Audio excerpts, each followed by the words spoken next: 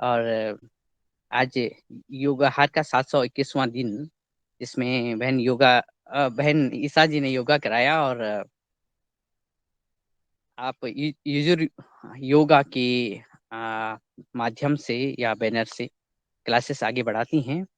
और आपसे निवेदन ये है कि आपके जो अन्य साथीगण हैं उनको भी इस लिंक को साझा करिएगा। लिंक हमेशा ही बनी रहती है।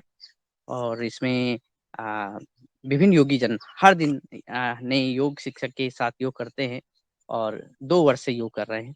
इस कड़ी में आपने अपनी सहभागिता निभाई, उसके लिए आपका धन्यवाद। और आप आगे भी बने रहेंगी ऐसी हमें आपसे आशा है। और इससे योग को, क्योंकि आप स्वयं क्यों आपने योग चुना, आपने बताया कि अपने स्वास्थ्य के साथ साथ दूसरे के लिए स्वास्थ्य सेवाएं देने के लिए। और इसी क्रम में आज हमारे जो मुख्य अतिथि हैं वो उत्तराखंड की पौड़ी गढ़वाल से हैं, पानी राखो आंदोलन से। लेकिन मैं सदन से बताना चाहता हूँ कि वो असल में अपने गांव में गए हुए हैं। जिस क्षेत्र में उनका कार्य चल रहा है वहाँ पे मौसम खराब होने की वजह से शायद कल से लाइट वगैरह नहीं है और नेटवर्क गुल है।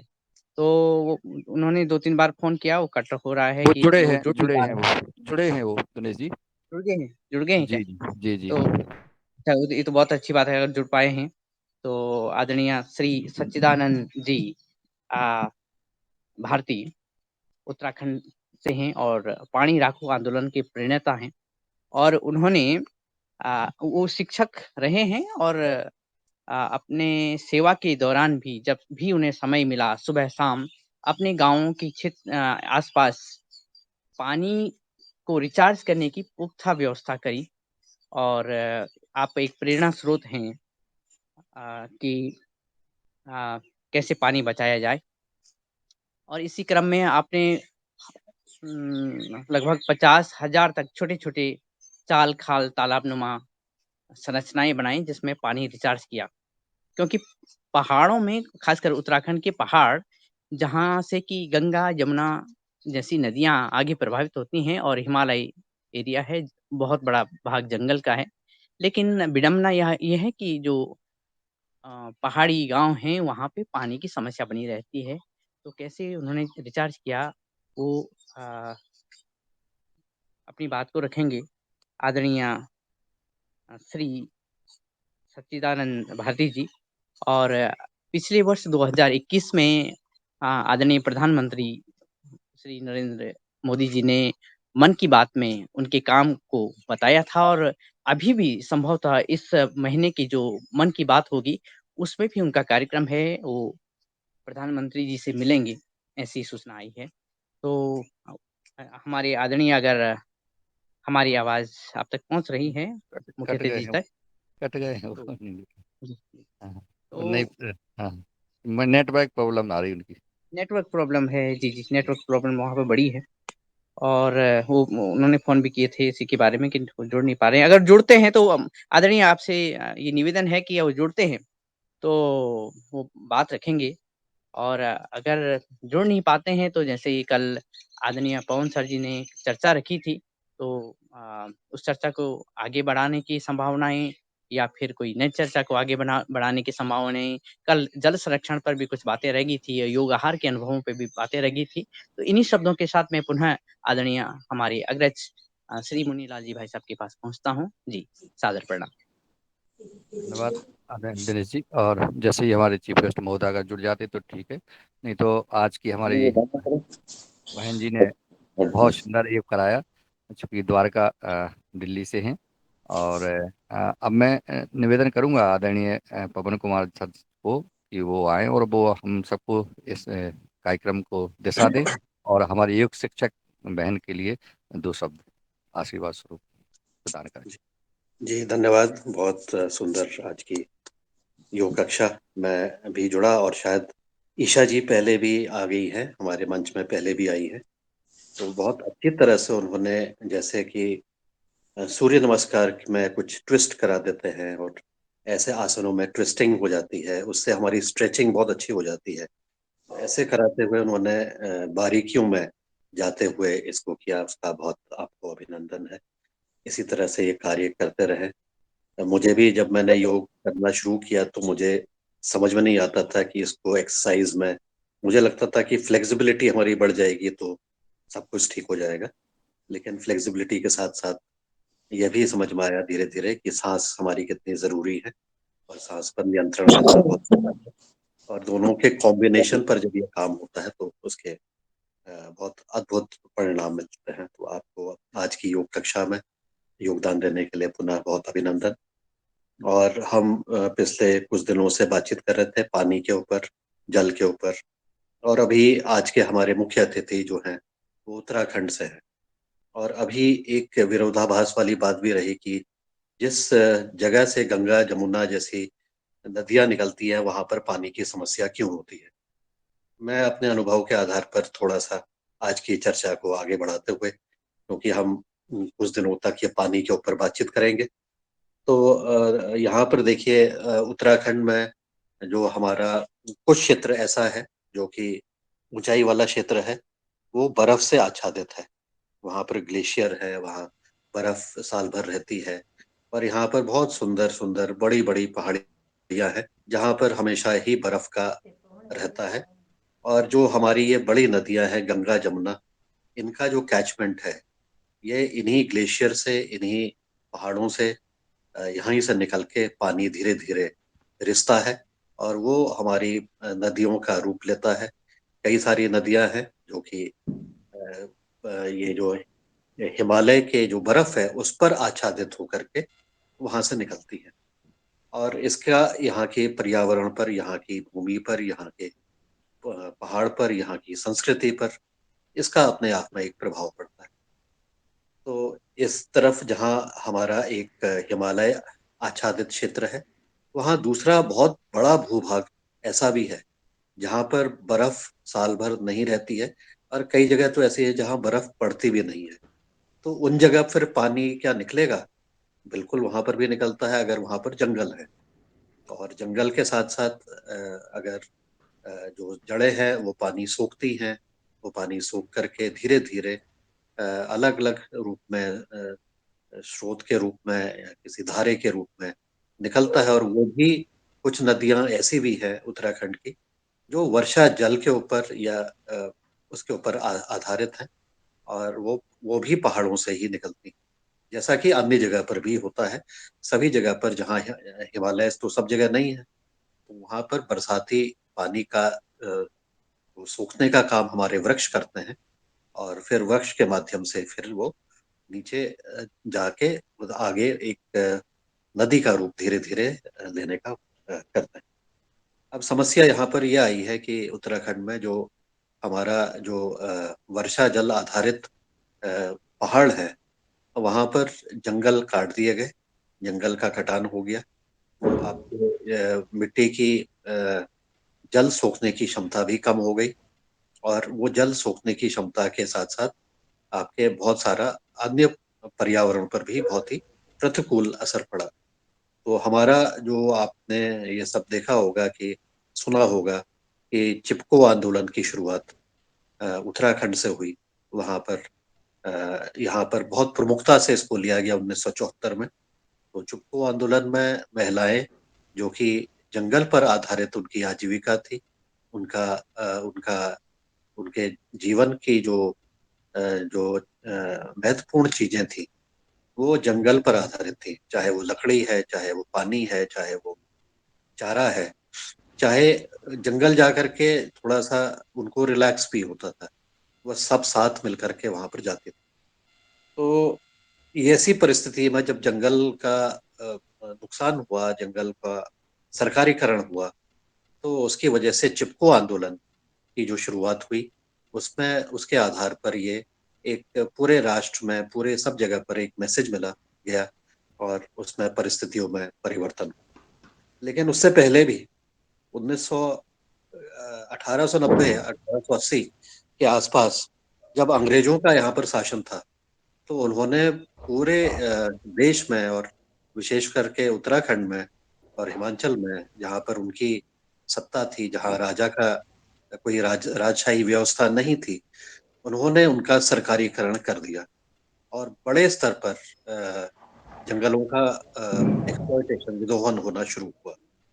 और यहाँ की तब की भी यहाँ की जो जनता थी, उनका क्योंकि जंगल से बहुत महत्वपूर्ण उनका लगाव रहा है, उनकी संस्कृति उस पर आधारित है, तो उन्होंने इसके खिलाफ आंदोलन किया।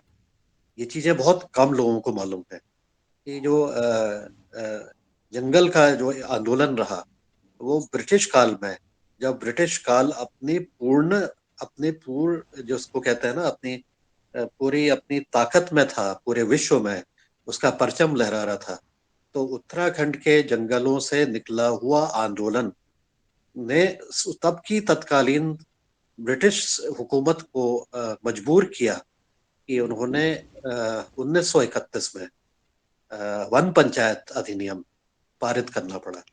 और वन पंचायत अधिनियम के अंतर्गत यहाँ की जो स्थानीय समुदाय है, उसको अपने जंगल के ऊपर नियंत्रण देने का एक कानून उनको लाना पड़ा।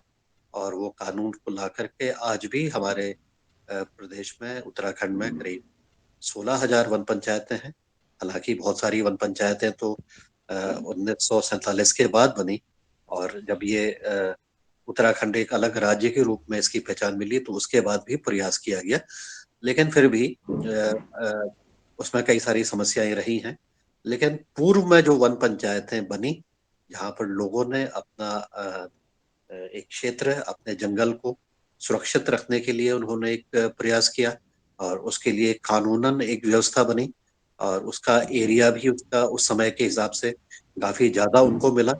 तो उसके आधार पर ये जो वन पंचायत की व्यवस्था है, ये वन पंचायत व्यवस्था के साथ साथ यहाँ के लोगों को जंगल के प्रति जो लगाव है, उसका एक अद्वितीय भूमिका, जो कि व्यवस्था, ऐसी व्यवस्था पूरे विश्व में कहीं नहीं है, और हमारे भारत के किसी अन्य राज्य में भी ऐसी वन पंचायत की व्यवस्था कहीं पर भी नहीं है। तो ये आप समझ सकते हैं कि जो जंगल के साथ हमारा इसका रिश्ता रहा है, यहाँ के ग्रामीण क्षेत्रों में विशेष रूप से, जहाँ पर पूर्ण रूप से इसके ऊपर, जंगल के ऊपर निर्भरता थी, और उस निर्भरता में जो भी चीजें थी सब जंगल से आते थे। और बहुत कुछ चीजें, कम चीजें शायद बाहर से आती थी। और इसकी वजह से जो खाद्यान्न के मामले में ये प्रदेश, ये अंग्रेजी हुकूमत, और इसमें ये जब ये ऐसी व्यवस्था बनी कि जंगल का विद्रोहन हो रहा था, तो उसमें भी यह स्टडी की गई है। उसमें लिखा गया है कि यहाँ पर खाद्यान्न के मामले पर, खाद्यान्न की स्थिति में यह यहाँ पर लोग आत्मनिर्भर थे। बाहर से आपको भोजन लाने की जरूरत नहीं थी, अपनी आंतरिक व्यवस्थाओं में ही सारा सब कुछ चल जाता था। तो खैर, मैंने बातचीत तो पानी से शुरुआत की, लेकिन पर्वतीय क्षेत्रों में सब चीजें एक दूसरे से बहुत गहनता से जुड़ी है। अगर जंगल ही नहीं होंगे तो पानी कहाँ से होगा। तो ऐसी व्यवस्था में जब ये कार्य हुआ है, आज के मुख्य अतिथि शायद नहीं जोड़ पा रहे हैं, क्योंकि उन्होंने बहुत अच्छी तरह से इस चीज पर काम किया है, जंगल के क्षेत्र में। जैसा इन्होंने अभी दिनेश जी बता रहे थे, छोटे छोटे पोखर, चाल, खाल का निर्माण करके एक वहाँ की नदियों को पुनर्जीवित करने का कार्य को जो इफेक्टिवली उन्होंने डिमॉन्स्ट्रेट किया हुआ है। तो उनकी जो कहानी है, उनकी जुबानी ही सुनेंगे। अगर आज नेटवर्क नहीं है तो कल उनको बुलाया जा सकता है। तो इस तरह से हम यह मैं समझाने का प्रयास कर रहा था कि ये जंगल कितना महत्वपूर्ण है, ये पेड़ कितने महत्वपूर्ण है, और उसके माध्यम से हम यहाँ पर जो तत्कालीन व्यवस्थाएं बनी हैं, जो आज भी कई जगह पर बहुत अच्छी वन पंचायतें चल रही हैं। और आज़ादी के बाद और धीरे धीरे जैसे जनसंख्या बढ़ती गई, और लोग बढ़ते गए और विस्तार होते गया, तो वो क्षेत्रफल जो कि सामूहिक रूप से किया जा सकता था, वो कम हो गया। और उसकी वजह से क्या हुआ है कि वन पंचायतें तो बनी है, लेकिन उनकी वायबिलिटी नहीं है। मतलब वो उतना एरिया उसमें नहीं है कि उस जगह की, उस गांव की जो जनसंख्या के आधार पर उसकी जरूरतों को पूरा कर सके, जैसा कि पूर्व में किया जा सकता था, किया जा रहा था। तो इस वन पंचायत के विषय पर भी आने वाले दिनों पर ऐसे हमारे जो सरपंच है, जिन्होंने अच्छा काम किया है, वन पंचायत को जंगल को बचाने में वहां पर नियम बनाए हैं, कानून बनाए हैं, अपनी व्यवस्था बनाई है, उस विषय पर भी आने वाले दिनों पर हम बातचीत करेंगे। और जंगल से निकलने वाली जो भी चीजें हैं, लकड़ी है जलाने के लिए, चारा है पशुओं के लिए, जंगल से आपको जो पत्तियां गिर जाती हैं उसको इकट्ठा करते थे बिछावन के रूप में जानवरों के लिए, वहां से जड़ी बूटी भी ला रहे थे, कभी कभी कुछ फल फूल भी वहां पर मिल जाते हैं, और इसके अलावा लकड़ी, और इसके अलावा बाकी सब चीजें तो हैं ही जो कि रहती हैं। और इसके साथ ही सबसे महत्वपूर्ण चीज जंगल से निकल रही है वो है पानी। तो पानी जहां जहां पर मिल रहा है, जहां जहां पर ऐसी व्यवस्थाएं की गई हैं, जंगल जहां सुरक्षित रखे गए हैं, वहां पर पानी की व्यवस्था को भी यह देखा गया है कि वहां पर सही रहती है। और मैंने भी इसको व्यक्तिगत रूप से भी महसूस किया है कि यहाँ पर अगर केवल सुरक्षा का ही कार्य कर दिया जाए, और सबसे बड़ा जो हमारा इस पर नुकसान करता है वो है आदमी, तो आदमी के ऊपर अगर थोड़ा सा कंट्रोल कर ले, उसकी व्यवस्थाएं बना ले, तो वहां पर पानी भी मिलेगा, चारा भी मिलेगा, बाकी सब चीजें भी मिलेगी। तो ऐसी चीजों पर ऐसी ऐसी ऐसी हमारी व्यवस्था जहां पर भी अच्छी तरह से लोग चला रहे हैं, जन आधारित जहां पर व्यवस्थाएं हैं, वहां पर जंगल बचे हैं, जंगल की सुरक्षा हो रही है, और उसकी वजह से बहुत सारी और भी फायदे उसको मिल रहे हैं। तो ये जंगल आधारित हमारी व्यवस्था, और इसका दूसरी अन्य जगह पर इस तरह का कोई और स्वरूप नहीं होना, यह दिखाता है कि शायद अ, और जगह पर व्यवस्था है वो दूसरी तरह की है।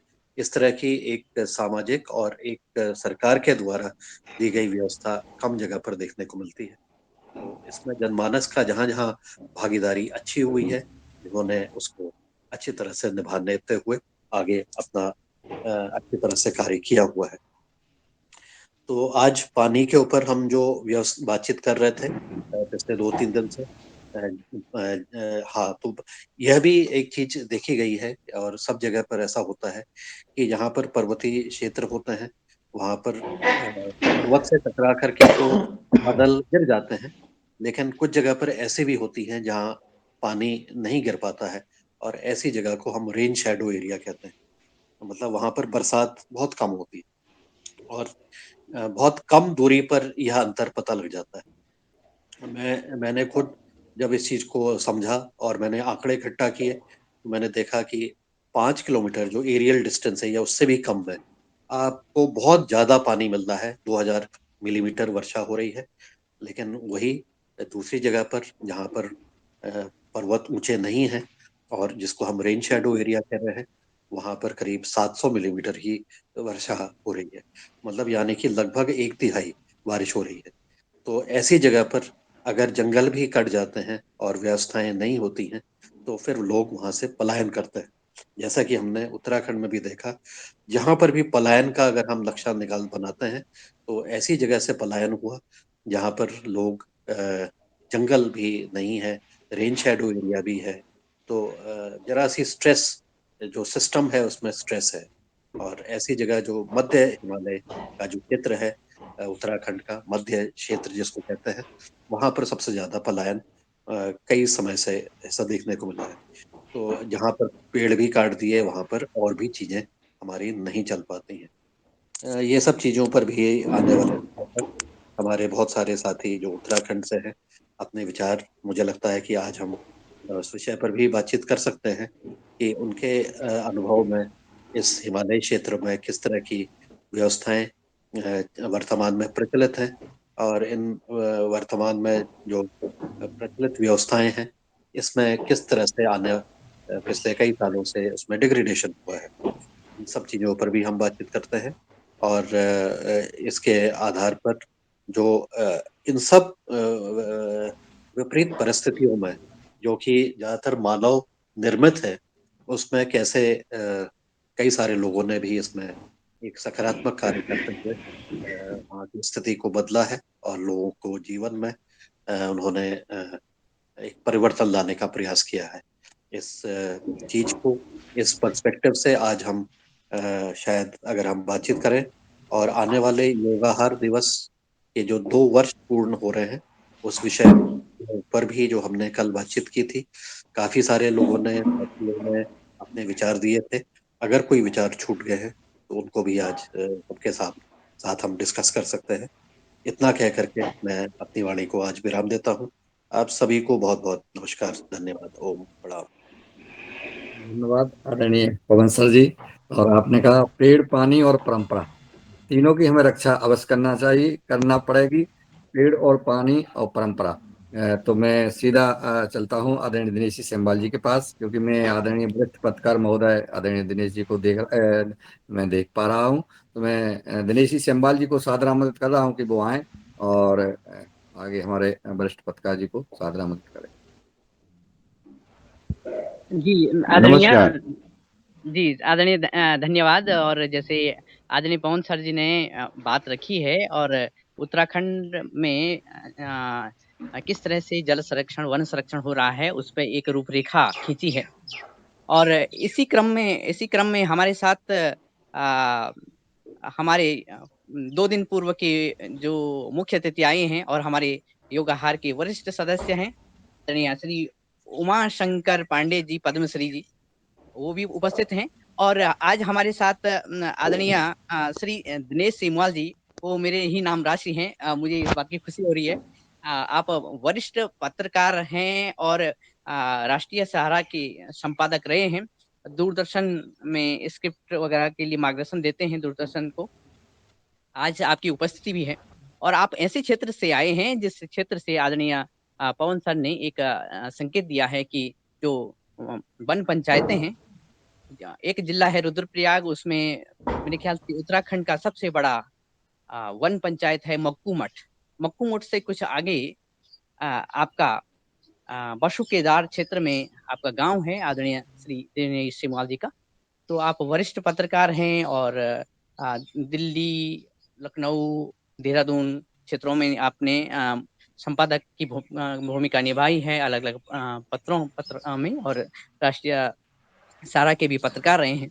तो सबसे पहले मैं आदरणीय मुनीलाल जी भाई साहब के माध्यम से आदरणीय आज के हमारे श्री पत्रकार महोदय और संपादक महोदय आदरणीय दिनेश सेमवाल सर, आपके पास पहुंचता हूं। और आपके बाद हम आदरणीय उमाशंकर सर को भी सुनेंगे। और वो निरंतर बने रहेंगे इस सीरीज में, जब हम जल की, कल की चर्चा करते हैं, जीवन की चर्चा करते हैं। तो सबसे पहले आदरणीय आपके पास पहुंचते हैं योगाहार की 721वें इस कड़ी में, आदरणीय श्री दिनेश सेमवाल सर जी। नमस्कार। मेरी आवाज शायद आप लोगों तक पहुंच पा रही होगी। जी मैं जी अभी मैंने पवन जी का संबोधन सुना, बहुत सारगर्भित है। और उसके बाद काफी कुछ उन्होंने उत्तराखंड के संदर्भ में बोल दिया है। जल जीवन की अनिवार्य शर्त है, जल नहीं है तो जीवन की कल्पना भी असंभव है। मैं आपको थोड़ा सा विषयांतर ही समझ लीजिएगा। मैं जब हम गंगा की बात करते हैं, गंगा का मायका उत्तराखंड है, और उसको पुराणों के हिसाब से मान लें, जो मिथ भी हैं, कि भगीरथ उसको धरती पे लाए। तो मैं उस भूगोल को देखता हूं तो हो बहुत संभव है, जरूरी नहीं कि मैं सही हूं, हो सकता है मैं गलत हूं, लेकिन मेरी अपनी अपनी धारणा है कि मैंने जब उस क्षेत्र का अध्ययन किया तो संभवतः गंगा या उसकी सहायक नदियां उस समय पीछे तिब्बत की ओर उनका प्रवाह रहा होगा। भगीरथ एक ऐसे इंजीनियर थे जिन्होंने उसका मुहाना इस तरफ किया, और ये 2500 किलोमीटर भूभाग को जल उपलब्ध कराया। अब उसके पीछे मान्यता ये हो कि उन्होंने अपने पूर्वजों का उद्धार करने के लिए किया, लेकिन संभवतः ही उस समय की जरूरत रही होगी जल को उपलब्ध कराने के लिए। और अगर हम कल्पना करें कि अगर गंगा न होती, उसकी सहायक नदियां न होती, तो उत्तराखंड से लेकर के गंगा सागर तक का भूभाग सूखा होता, रेगिस्तान होता। तो मेरा अपना अनुमान है कि ये गोमुख ग्लेशियर जो आज 19 किलोमीटर पीछे पहुंच गया है, क्योंकि माना तो ये जाता है कि गंगोत्री में जो भगीरथ शिला है वहां पर उन्होंने तपस्या की। तपस्या क्या है? एक इंजीनियर भी तो कर्म करता है, वो उसकी तपस्या है। बहुत अच्छा क्रिएशन करता है। अगर टिहरी में हमने एक बहुत बड़ा बांध बनाया, जैसे कि हम मानते हैं कि ब्रह्मा के कमंडल से गंगा निकली, तो ये इंजीनियरों ने एक दूसरा कमंडल बना दिया है कि जो 45 किलोमीटर लंबी झील हमने बना दी है वहां पे। तो ये एक तपस्या ही है। हम अगर उस तपस्या को इस संदर्भ में देखें तो निश्चित रूप से भगीरथ ने एक भगीरथ ही प्रयास किया कि जो उस गंगा का मुहाना तिब्बत की ओर बहने वाली नदी की के बजाय गोमुख से यहाँ गंगोत्री की तरफ किया। ये पहाड़ काटा गया होगा और रास्ता बना करके गंगा को उसने अपने पुरखों के, अगर उसी बात को भी मान लिया जाए, पुरखों का उद्धार किया उन्होंने, तो आगे कई पीढ़ियों को, अगर हम 10,000 साल भी माने तो 10,000 साल से गंगा सींच रही है, उसके किनारे सभ्यताएं पनपी हैं, संस्कृति का विकास हुआ है, कल कारखाने लगे हैं, जीवन की संभावना प्रबल हुई है। और गंगा का जो मैदान है यहाँ से 2450 किलोमीटर हावड़ा से आगे तक, जहाँ तक वो गंगा सागर में मिलती है, तो गंगा का एक बहुत बड़ा योगदान है और उस योगदान के लिए भगीरथ को याद किया जाता है। तो पवन जी ने काफी कुछ, जैसे कि हमारे वन पंचायतों की बात की कि आज वो उनमें वाइबिलिटी कम है, ये निश्चित रूप से ये सही है। और उन्होंने पलायन के संदर्भ में भी दिया कि जहां पानी कम हुआ, पानी जीवन की अनिवार्य आवश्यकता है, अगर पानी नहीं है तो जीवन की संभावनाएं क्षीण हो जाती हैं। तो अगर ये गंगा ना होती तो निश्चित रूप से ये भूभाग भी जनशून्य होता, या इक्का दुक्का लोग होते कहीं से पानी का इंतजाम करते। तो अगर गंगा है तो जीवन है। और लेकिन जिस तरह से आज गोमुख से 19 किलोमीटर पीछे गंगोत्री से 19 किलोमीटर दूर गोमुख चला गया है और वो निरंतर सिकुड़ रहा है, ये आज हम लोगों की एक बड़ी चिंता होनी चाहिए कि अब इसको ग्लोबल वार्मिंग और दुनिया भर के तमाम वैज्ञानिक अपने अपने अनुमान बता रहे हैं, लेकिन इसके पीछे सिकुड़ने की रफ्तार निरंतर पीछे जा रही है। तो एक स्थिति ये भी तो आ सकती है कि गंगा एक सुई की तरह बहती हुई नदी रह जाए। हम कल्पना करें तो बहुत भयावह स्थिति होगी वो। तो इसके लिए जैसे पवन जी ने कहा कि जल संचय बहुत महत्वपूर्ण है, तो संचय इसी तरह से होगा जैसे कि हमारे सच्चिदानंद भारती जी ने एक अभिनव प्रयोग किया और उसके बहुत सार्थक परिणाम सामने आए हैं। पानी राखो आंदोलन एक उदाहरण है पूरे विश्व के लिए। लोग उसको मान्यता दें न दें, लेकिन उसको हम उत्तराखंड के लोग हृदय से उसका अभिनंदन करते हैं कि उन्होंने एक ऐसा प्रयास किया कि जो आज एक पूरी दुनिया के लिए एक मिसाल बन गया है। इसी तरह से कई लोगों ने, अगर गौरा देवी 1973-74 में वहां पेड़ों पे नहीं चिपकती तो पहाड़ के पेड़ नहीं बचते। और ये स्थिति अन्य हिमालयी राज्यों में भी होगी। मेरा अपना मानना है कि सभी हिमालय राज्यों की एक जैसी व्यवस्थाएं होती हैं। सत्ता प्रतिष्ठान की एक आवश्यकता है राजस्व की। वो राजस्व के लिए किसी भी हद तक जा सकते हैं।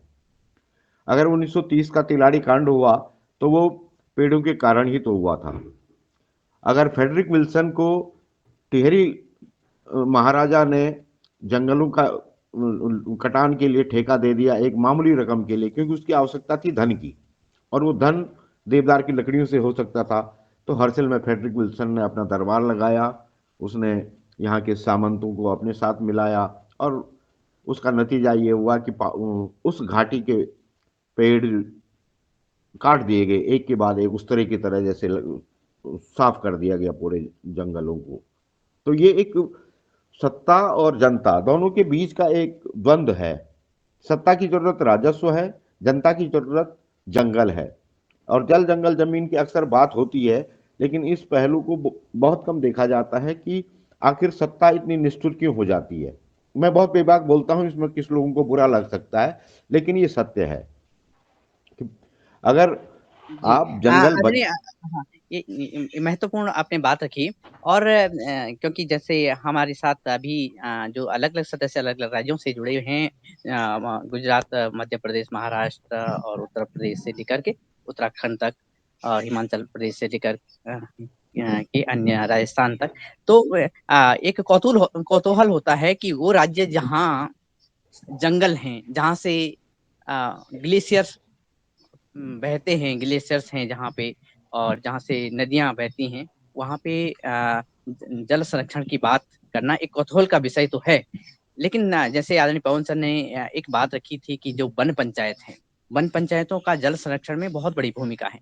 और जब एक आप देखते हैं जब उत्तराखंड से आप प्रतिनिधित्व कर रहे हैं आज का, तो किस तरह से ये वन पंचायतें आगे बढ़ रही हैं? क्या कुछ ऐसी उदाहरण हो सकते हैं कि जिनसे हमें एक जिले के को दूसरे जिले से सीखने को मिल सकता है? जी।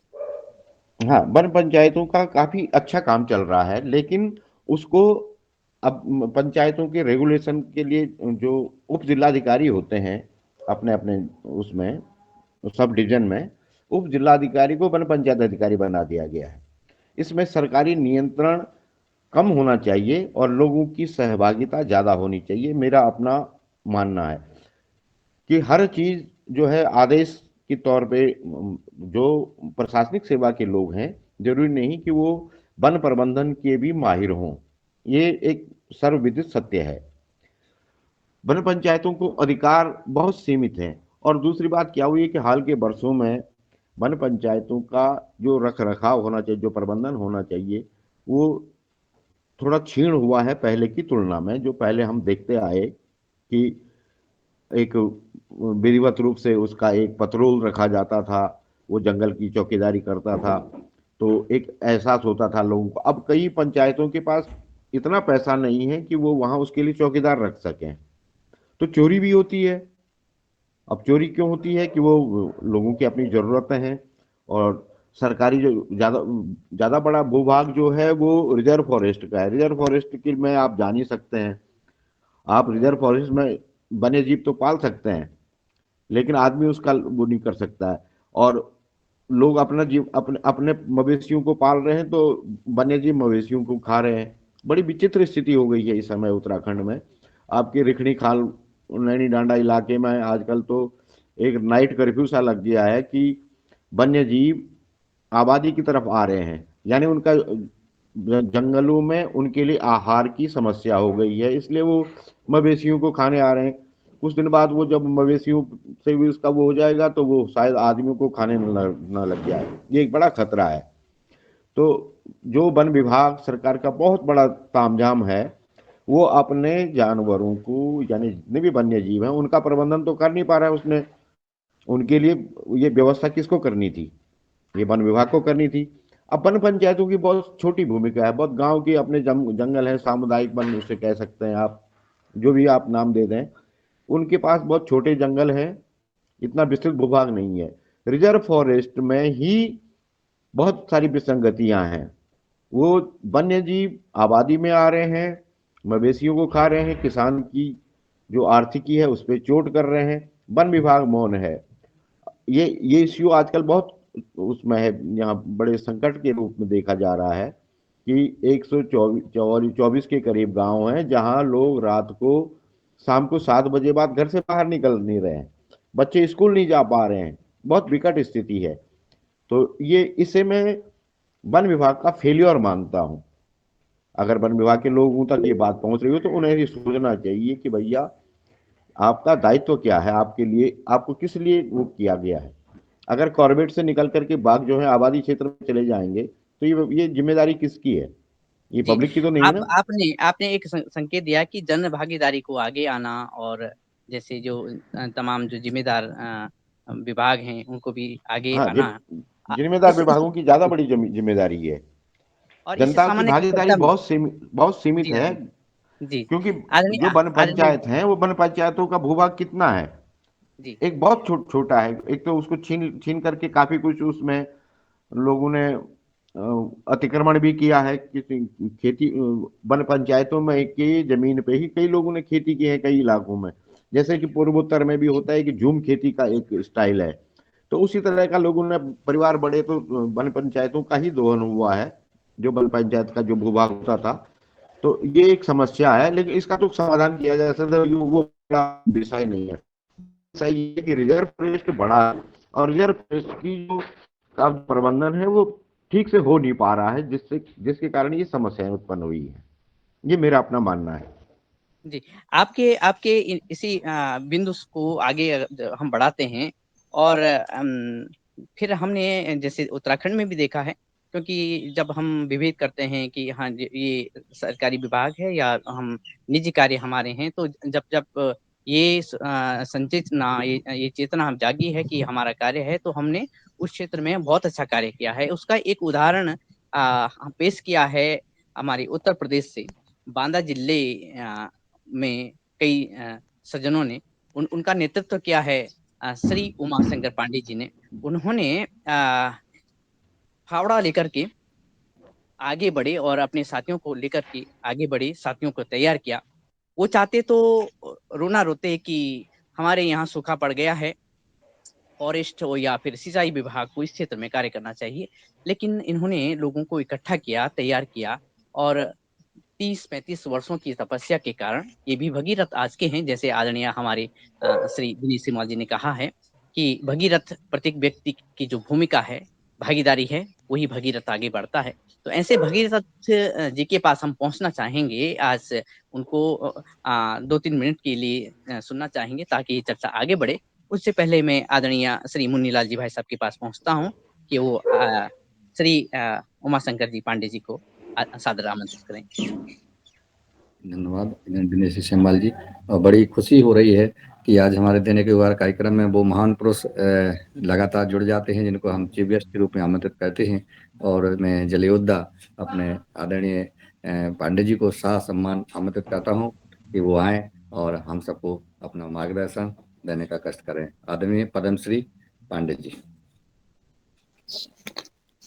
बहुत बहुत धन्यवाद दिनेश जी। सम्माननीय सच्चिदानंद भारती जी, आप सबका अभिनंदन, स्वागत, सुप्रभात। आप सब मिलके अद्भुत काम कर रहे हैं। हमारा तो एक छोटा सा प्रयास है, लेकिन सच बात है, अभी दिनेश जी बात कह रहे थे, भारती जी बात कह रहे थे।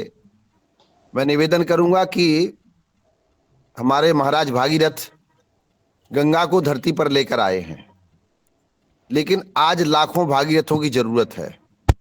यदि हमने माँ गंगा के जिस तरीके से परिस्थिति है उसके लिए सबने मिलकर काम नहीं किया, तो हो सकता है माँ नाराज होकर के फिर बैकुंठ चली जाए। ये कठिन स्थिति है। महाराज भोज, इस भारत में 5 जलयोद्धा पैदा हुए। उनमें पहले जलयोद्धा महाराज भागीरथ, फिर माता अनसुईया जो अपने तप से, यहाँ माताओं के तप से भी नदी आई हैं, और चित्रकूट में मंदाकिनी नदी आई है। इसके बाद महाराज भोज जलयोद्धा पैदा हुए, जिन्होंने 65,000 हेक्टेयर भूमि में भोपाल का, एशिया का सबसे बड़ा तालाब बनाया, 65 बावड़ी को जोड़ करके।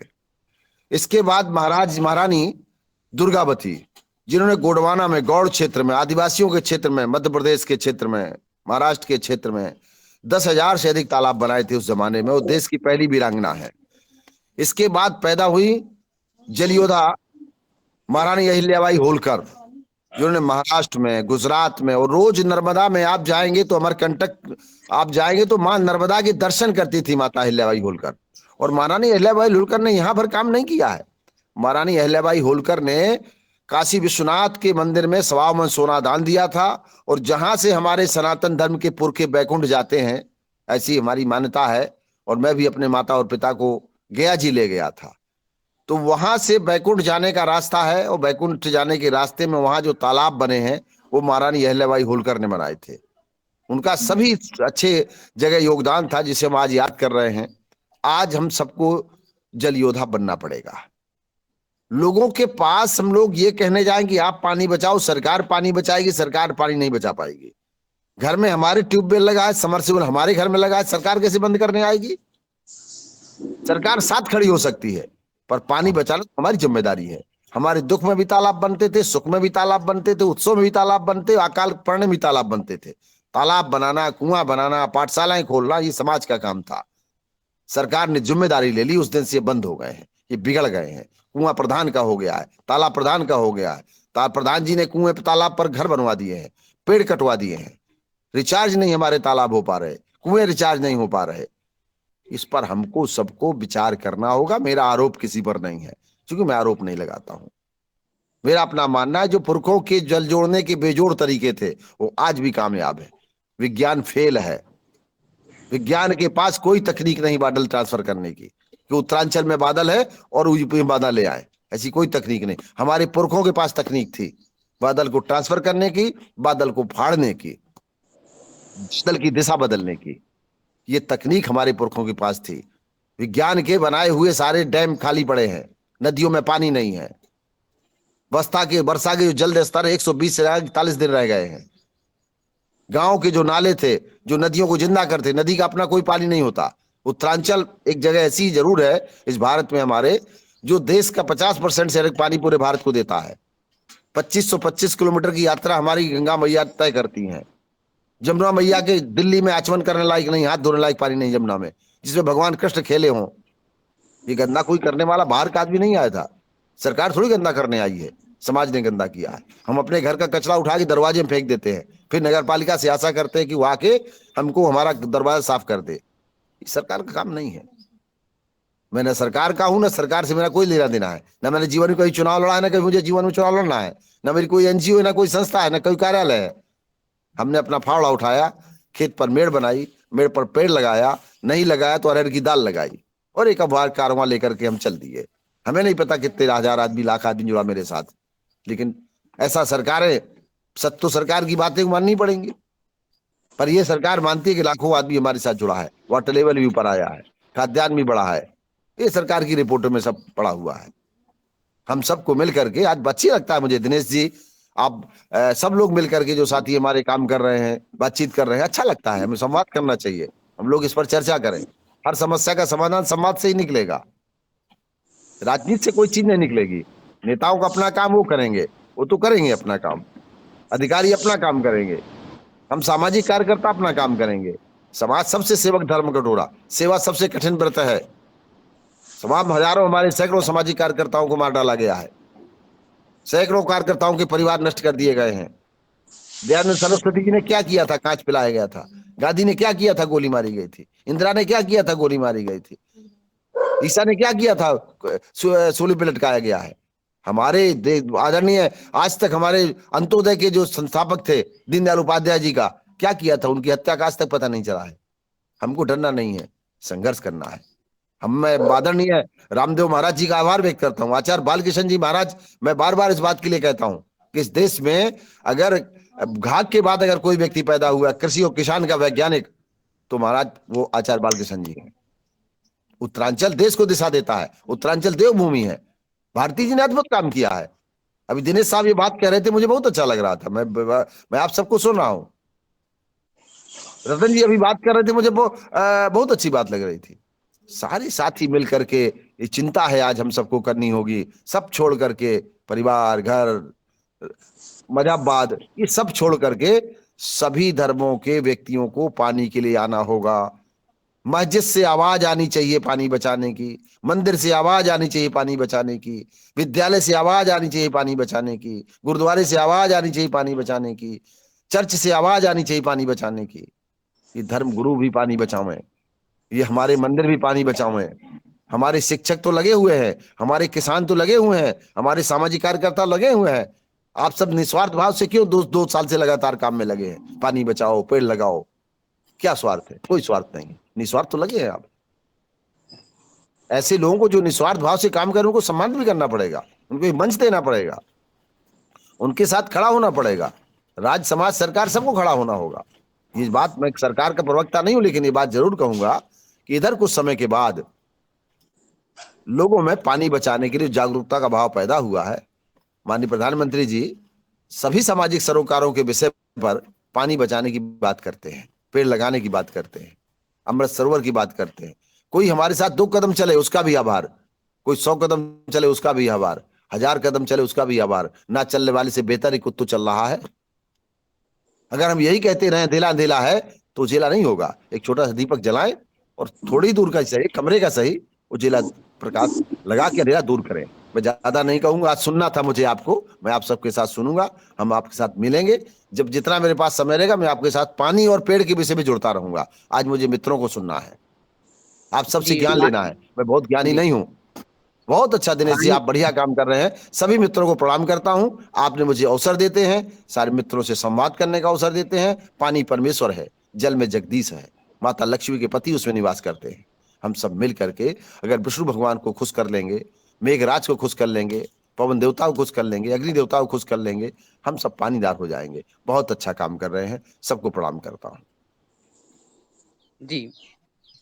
जो प्रश्न आदरणीय दिनेश सिमवाल जी ने उकेरा था, उस प्रश्न पर कुछ उस पेड़ पर सिंचन करने का कार्य आपने किया, और वास्तव में समस्याएं भी रखनी जरूरी हैं और समाधान की तरफ जाना और जरूरी है।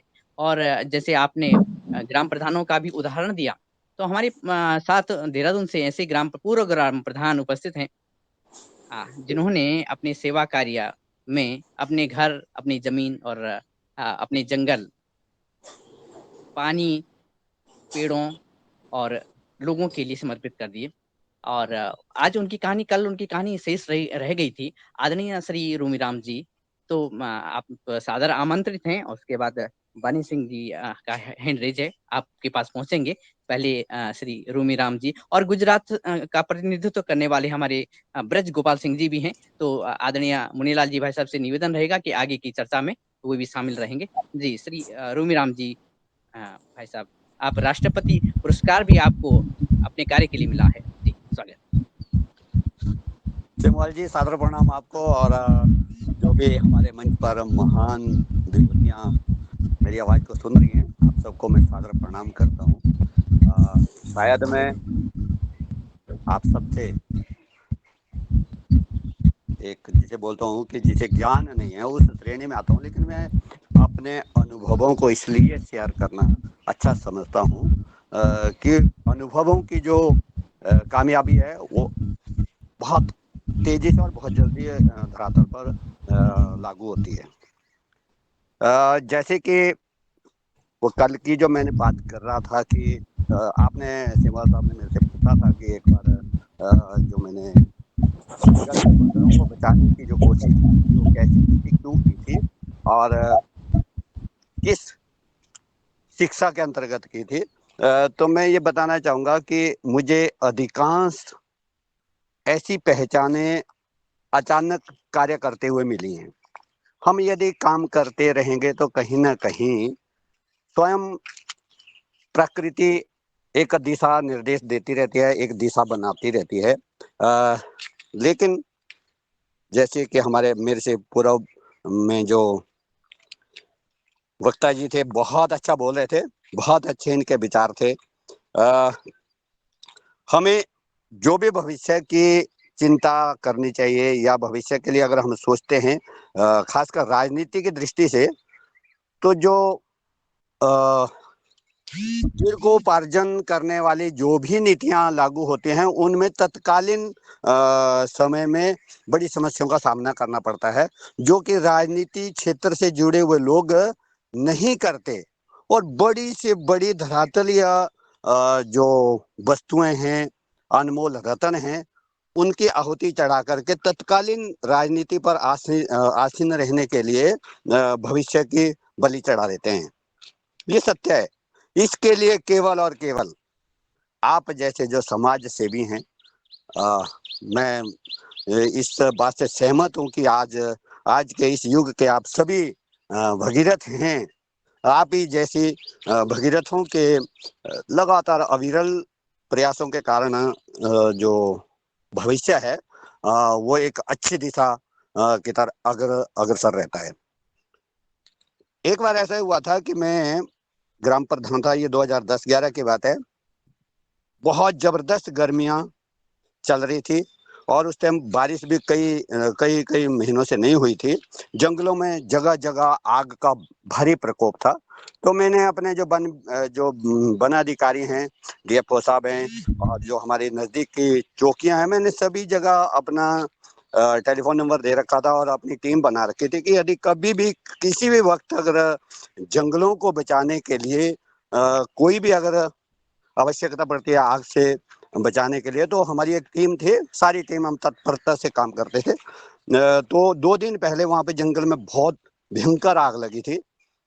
मुझे लगा था कि कहीं कोई जीव ऐसा तो नहीं है कि वो आग में झुलसा हो और तड़प रहा हो। तो इसी सोच से उस दिन बहुत तेज धूप हो रही थी और मैं जंगल की तरफ गया। मैंने जंगल में मुझे ऐसी तो कोई कोई पशु पक्षी नहीं मिला जो तड़प रहा हो, लेकिन एक मैंने हृदय विदारक गर्मियों में वहां पे जो नजारा देखा, वो मेरे दिल को बहुत ज्यादा दुखी करने लगा। ऐसा था कि जंगल के बीचों बीच में एक तालाब था, प्राकृतिक तालाब जंगल के बीचों बीच। उसमें पानी था, और पानी पहले था उस जो गर्मियों में था, शायद पहली बार वो तालाब सूख गया था, तो उसमें कीचड़ सा रह गया था, गिल्ली मिट्टी की तरह। तो बंदर उस गिल्ली मिट्टी को मुंह में डाल करके चूस चूस चूस के फेंक रहे थे, और इतने परेशान, इतने दुर्बल कमजोर हो गए थे बोलो बंदर, कि उनको देख करके रोना आ गया। मेरे से कुछ देखा नहीं गया। मैंने सोचा अभी इनको तत्काल कैसे व्यवस्था करूं, क्या करूं। तो मैं वापिस आया जंगल से, क्योंकि वहाँ टेलीफोन नहीं काम कर रहा था। मैं बाहर निकला, मैं बाहर से आकर के अपने दोस्तों को फोन किया और पानी के टैंकर के लिए बोला, और तिरपाल मंगवाया। एक तिरपाल को, उस कीचड़ को थोड़ा सा हमने हटाया, और कीचड़ के नीचे तिरपाल बिछाया। तिरपाल बिछा करके हमने पानी के टैंकर वहां पे डालना शुरू किए। ऐसा लगा मुझे कि मैंने जिंदगी में कभी, जैसे लोग बड़े बड़े भंडारे करते हैं, मुझे लगा कि जिंदगी का मेरा एक बड़ा अनूठा भंडारा हो गया। इतने पक्षी, मधुमक्खियां और जो बंदर प्यासे थे, वो इतने टूट पड़े पानी पीने के लिए कि मुझे लगा मेरा जीवन धन्य हो गया। लेकिन उसके परिणाम क्या हुए, जो मैं कह रहा हूं कि तत्कालीन परिणाम जो है, राजनीतिक दृष्टि से उनकी कीमत भी चुकानी पड़ती है, और मैंने चुकाई है। जैसे मैं गांव से बाहर निकला, तो मुझे जो गांव के लोग थे, मेरा गांव बहुत बड़ा गांव है, और गांव के चारों साइड में जंगल भरे पड़े हैं। जंगल के किनारे के लोग जो है, जंगली जानवरों से बहुत परेशान हैं। अब खासकर बंदरों से तो बहुत ही ज्यादा परेशान थे। मेरे को इतना लोगों ने लताड़ा कि यकीन करो आप, मैं सोच रहा था कहीं ना कहीं पूर्व जन्मों का मेरे से कोई ना कोई प्रायश्चित हो रहा है। बहुत गालियां सुनी मैंने। लोग कह रहे थे तुम जानबूझ के, तुम गांव के सेवक नहीं, गांव के तुम लोग गांव का नुकसान करने की नियत से काम करते हैं। ये बंदर मर रहे थे, इन्हें मरने क्यों नहीं दिया।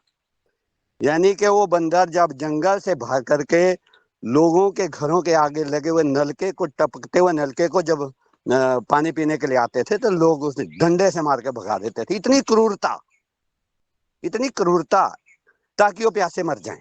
और बहुत बंदर मर चुके थे उस टाइम। तो अब ये बंदरों को बचाने का जो काम हुआ, या जंगली जानवरों को जो बचाने का काम हुआ, इसका मुझे नहीं था पता कि ये मैंने काम छोटा किया या बड़ा किया। नजर पड़ी मीडिया वालों की। मीडिया वालों ने जाकर के जब देखा, तो मैंने क्या किया कि लगभग 1 मीटर गहरे और 1-1.5 मीटर, 1 ही मीटर चौड़ाई में और लंबाई में 4-4, 5-5 मीटर के हमने छोटी छोटी खाइयां खोद करके उसमें प्लास्टिक डाला, और कई जगह पानी भर दिया।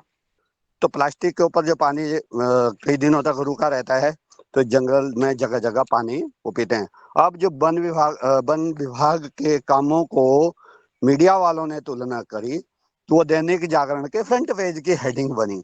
और ये सब देख करके, पढ़ करके, सुन करके मुझे बहुत खुशी। और वन विभाग ने, फिर उत्तराखंड के वन विभाग ने मुझे प्रदेश स्तर पर जो सम्मानित किया। मुझे राजनीति की कीमत थोड़ी चंद लोगों के माध्यम से चुकानी पड़ी, लेकिन जो सम्मान है वो, जैसे आज हमारे आदरणीय सेमवाल जी अभी भी उस घटना से प्रभावित होकर के मुझे पूछते हैं, तो ये मेरे लिए, मैं समझता हूँ कि दीर्घोपार्जन की दृष्टि से वो बड़ा काम था। लेकिन जो वन विभाग की कमियां हैं, यदि आप अपने नजदीकी जंगलों में जाकर के स्वयं निरीक्षण नहीं करेंगे, तो दुख के साथ कहना पड़ रहा है कि बहुत कम प्रतिशतता में जो अधिकारी कर्मचारी हैं, वो ईमानदारी के साथ काम कर रहे हैं। जब हमारे जंगलों में पानी की दिक्कत हो जाती है, तो वैकल्पिक व्यवस्था करने में कितनी देर लगती है। 1 मीटर बाई 1 मीटर का यदि हम वहां पर गड्ढा खोद करके तिरपाल रख करके उसमें अगर 10 घड़े पानी के डाल भी देते हैं तो वो वन्य जीवन को बचाने के लिए ही नहीं बल्कि जो वन्य जीव जंगलों से घरों की तरफ आते हैं वो भी रुकते हैं। लेकिन सरकारी रजिस्टरों में, सरकारी मानकों में उनको जंगली जानवरों को नमक की व्यवस्था है, पानी की व्यवस्था है, बचाने की व्यवस्था है। ये सारी की सारी जो योजनाएं हैं, अधिकांश योजनाएं जो हैं वो पन्नों पर ही चढ़ती और बनती हैं। ये सत्य है। अब पानी, क्योंकि ये विषय बहुत अच्छा विषय है, जैसे जल संरक्षण, जल संवर्धन।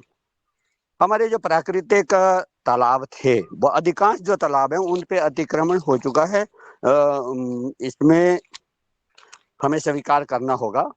और इसमें अधिकांश तालाबों पे, समाज की जमीन पे जगह जगह जो अतिक्रमण कर जो बिल्डिंगें खड़ी कर दी गई हैं, इसमें केवल 2, मेरी जानकारी के अनुसार केवल 2 ही समुदाय जिम्मेदार हैं, एक नेता और एक संबंधित क्षेत्र के राजस्व विभाग के अधिकारी लेखपाल जी। कई जगह देखने को मिलता है कि हमारे सरकार ने आदेश दिया और इतना अतिक्रमण को हटा दिया। ठीक है, वो बात ठीक है, लेकिन जब अतिक्रमण हो रहा होता है उस वक्त वो जो तत्कालीन राजस्व के जो लोग होते हैं वो कहाँ रहते हैं? अधिकांश जंगलों को काटने का काम अतिक्रमण के माध्यम से, अतिक्रमण की दृष्टि से होता है। मेरा जो ग्राम पंचायत छरबा थी, सेमवाल साहब जिन्हें बचाने के लिए सेमवाल साहब ने स्तंभ के रूप में मेरा मार्गदर्शन किया है। डॉक्टर विनोद कुमार भट्ट जी का मैं ऋणी हूँ। इंद्र सिंह नेगी जी जैसे, सुरेश भाई जी जो पर्यावरणविद, ऐसे तमाम 46 उत्तराखंड के महान विभूतियों ने जब कोका कोला आंदोलन में हमें 1 लाख पेड़ों को बचाने के लिए जो हम लोगों ने प्रयास किया, वो आखिर अब आज 10 साल के अंतराल में सारे के सारे पेड़ राजनीति के शिकार हो गए। कब तक लड़े हम? एक मैसेज है, एक मैसेज है प्रधान लोगों के मन में भी, और जो इन कामों को करने में बड़ी रुचि लेते हैं कि आखिरकार रिकवरी किससे होती है। आज तक तो किसी की रिकवरी हुई नहीं, ज्यादा से ज्यादा पत्र व्यवहार होगा, उसके बाद कुछ नहीं होता। तो मैं जो कल भी कह रहा था कि हमारे पतंजलि के भगीरथ लोगों ने सारथी के रूप में काम करना पड़ेगा। बहुत अच्छा समय चल रहा है। यदि भगवान श्री कृष्ण की तरह सुदर्शन चक्र को लेकर के इन दुष्ट भावनाओं के संहार के लिए यदि आप लोग निकल पड़ोगे, समय बहुत अच्छा है। भारत बहुत जल्दी खोई हुई सारी धरोहरों को उपार्जित कर सकता है। मैं एक छोटा जी सा उदाहरण एक और देना चाहता हूँ कि हम लोग, मेरे जो बुजुर्ग हैं, डिस्ट्रिक्ट मंडी हिमाचल प्रदेश के थे, तो हम लोगों का आना जाना वहाँ भी रहता था। बचपन में मैंने वहाँ देखा सर, 1980 के दशक में लगभग, तो वहाँ पे नलकों की व्यवस्था नहीं थी। अधिकांश घरों के पास 1 या 2 कुएं होते थे। कुएं में छोटे खाती बोलते हैं उनको, खाती, हर एक या 2 या 4 इस तरह से हर एक परिवारों के पास 1-2-4 कुएं होते थे। अब कुओं में जो पानी, बरसात का पानी आरक्षित हो जाता था तो वो पूरा वाटर रिचार्जिंग का काम करता था। आज वहां पर नलकों की इतनी अच्छी व्यवस्था हो गई है, जिसे अच्छी व्यवस्था तत्कालीन दृष्टि से वो बहुत अच्छी व्यवस्था है जो सरकार कर रही है। हम सरकारों का ऋणी बन जाते हैं कि सरकारें बहुत बढ़िया काम कर रही हैं। लेकिन जो शायद कहीं मैं गलत तो नहीं बोल रहा हूँ, वैसे जो मैंने देखा है वो ये है कि उस वक्त जो लोग कुएं से गुजारा करते थे, जो अपने पानी का रिजर्वेशन पूरे आंकड़ों के हिसाब से कर लेते थे कि इतना पानी मुझे 1 साल में लगेगा, वो कुएं बनना नाम मात्र रह गए। मुझे नहीं लगता कि नए कुएं बन रहे होंगे, क्योंकि जो पानी है वो वहाँ के जो नजदीक नदी है ब्यासा नदी, उससे पानी की भरमार हो रही है पानी की। अब जी जब उस वक्त के सिमर साहब, जब उस वक्त छोटे छोटे कुओं से गुजारा होता था, उसके बाद जो प्राकृतिक स्रोत थे उनसे गुजारा होता था, आज नदियों में चले गए हैं। नदी से पानी का डिस्चार्ज हो रहा है। नदी का पानी कब तक आखिरकार देगा, वो तो आखिरी विकल्प है। तो हमें इस चक्कर में कि हमें तटबंध लगा करके पानी रोकने की व्यवस्था भी आप जैसे लोगों के दिशा निर्देश में ही होने चाहिए। शायद मैंने ज्यादा समय ले लिया। मैं आप सबको प्रणाम करते हुए अपनी वाणी को विराम देता हूँ। धन्यवाद। जी आदरणीय, ज्यादा समय नहीं, और भी समय की आवश्यकता है इस पे कार्य करने की और बात करने की भी। पुनः आदरणीय श्री दिनेश सिमवाल जी के पास पहुंचते हैं, क्योंकि आपने जो बात रखी थी वो वहां तक पहुंची है, एक गांव तक पहुंची है। पूर्व प्रधान जी ने बात बताई है, और आपके पास का ही गांव छरबा का गांव है, और आपने भी ये चीजें शायद उस समय उत्तराखंड में रहे होंगे। और आपकी बात हम गुजरात भी जाना चाहेंगे, और उसके बाद फिर उत्तराखंड भी लौटना चाहेंगे। पहले आदरणीय सिमल जी, आपके पास आपकी टिप्पणी जी। और आपका माइक माइक म्यूट है।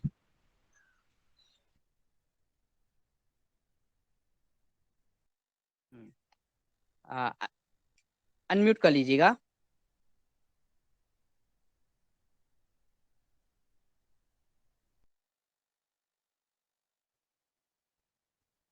हाँ, जब तक आ, जब तक आपका माइक म्यूट होता है, हम पहुंचते हैं आदरणीय ब्रज गोपाल सिंह जी के पास। वो उत्तराखंड में भी रहे हैं, उत्तर प्रदेश में भी रहे हैं, और गुजरात में भी रहे हैं, और अलग अलग जगहों पे उन्होंने इस पर्यावरण को जिया है। जी आदरणीय। बहुत बहुत धन्यवाद भाई दिनेश शेमवाल जी। मैं सभी को प्रणाम करता हूँ और धन्यवाद देता हूँ भाई उमाशंकर पांडे जी को। ये हमारी जो उत्तर भारत की कहावतें हैं कि बड़े पानीदार बनते हैं, पांडे जी वाकई में बड़े पानीदार व्यक्ति हैं। हमने इनके जखनी गांव की यात्रा भी की है, इनके भगीरथ प्रयासों को देखा है। अभी अभी वो बोल रहे थे, अच्छा लग रहा था। इस देश में या पूरी दुनिया में दो तरह के लोग मिलते हैं, एक तो कहने वाले और करने वाले। पांडे जी के अंदर जो मैंने विशेषता देखी है कि वो कहते भी हैं और करते भी हैं, करके दिखाते भी हैं। बड़ी बात है हमारे बीच वो आ जाए, और मुझे आशा है कि हम सब मिल करके अपने देश की, दुनिया की ये जो जल की भयंकर समस्या है उसके जो समाधान हो सकते हैं, जो विकल्प हो सकते हैं, भाई उमाशंकर पांडे जी की तरह खोजने का प्रयास करेंगे। जो जल का कैसे हो संकट गया है ये? करने का प्रयास करेंगे। भयंकर गर्मी के दिनों में मैंने मई और जून में देखा है कि जखनी ओके। गांव के तालाब सरोवर जल से भरे हुए थे। ये मेरा दुर्भाग्य रहा कि भाई उमाशंकर पांडे जी उस समय कहीं मीटिंग में बाहर गए हुए थे, उनसे भेंट नहीं हो पाई थी। निरंतर बात होती रहती है, चर्चा होती रहती है। अभी पहाड़ की बात आई कि वहाँ अपने कुएं रहते हैं, अपने हिस्से का जो जल संरक्षण का कार्य है लोग करते हैं हिमाचल प्रदेश में। मैंने देखा इसीलिए कि पूरे देश में दक्षिण को छोड़ दूं तो उत्तर भारत में हिमाचल प्रदेश में जो हरियाली है वो शायद इसी कारण रही होगी कि वहाँ के पूर्वजों ने, वहाँ के लोगों ने पहाड़ियों में जल संरक्षण की एक अद्भुत परंपरा डाली है, और बिना जल के तो जीवन है ही नहीं। बड़ी बात है उमाशंकर जी, हम लोग तो जो है इस तरह के पावन कार्य नहीं कर पा रहे हैं। मैं आप सबको प्रणाम करता हूँ। बहुत बहुत धन्यवाद, आपने मुझे बोलने का अवसर प्रदान किया। जी धन्यवाद। और आपका अनुभव है घाटी काटी का, अलग अलग क्षेत्रों में आपका भ्रमण। आप प्राध्यापक रहे हैं, प्रोफेसर साहब हैं, और मुझे भी मार्गदर्शन करते हैं, और योगाहार के वरिष्ठ सदस्य हैं। निरंतर आपकी उपस्थिति रहती है। हम पुनः आदरणीय दिनेश सिमवाल जी के पास पहुंचते हैं। उनकी टिप्पणी के बाद पुनः हम अन्य सदस्यों के हैंड रेज हैं वहां पहुंचेंगे। जी। मैं अभी रोमीराम जी को सुन रहा था और इनके बारे में जानता हूँ, लेकिन उनके जो उन्होंने जो मंडी जिले का एक उदाहरण बताया, ठीक उसी तरह का उदाहरण मैं आप लोगों के संज्ञान में लाना चाहता हूँ। हमारे यहाँ एक धाम है तुंगनाथ, समुद्र तल से 12,500 फीट की ऊंचाई पे। और तुंगनाथ के ऊपर 1 किलोमीटर ऊपर चंद्रशिला है। कभी आप लोगों को अगर मौका मिले तो उस स्थान का भ्रमण जरूर करें। बहुत दिव्य और भव्य जगह है, जहाँ से आपको 360 डिग्री हिमालय की पर्वत श्रृंखलाएं दिखती हैं। मौसम अगर साथ दे तो बहुत भव्य और लुभावना दृश्य होता है। ऐसे दृश्य बहुत कम उत्तराखंड में देखने को मिलेंगे। तो वहां से एक नदी निकलती है, उसका नाम है आकाश कामिनी। मैंने जो अपने 18-20 साल की उम्र से और अभी तक मैं हर दूसरे तीसरे साल चंद्रशिला जाता रहा हूं, इस साल मेरे जाने का जो अनुभव रहा वो बहुत बुरा था। वहां से जो आकाश कामिनी नदी निकलती है, चंद्रशिला के शिखर से ही मान लिया जाए कि वो वहाँ करीब 6 महीने तो बर्फ रहती है। तो वही बर्फ का संचय होकर के वो नदी नदी का प्रवाह बना। तो वहाँ तुंगनाथ के ठीक पास में एक अमृत कुंड बना हुआ है, जिसमें लोग अपने पितरों का तर्पण करते थे, जो जो अभी भी करते हैं। लेकिन अब वो अमृत कुंड सूखा हुआ है।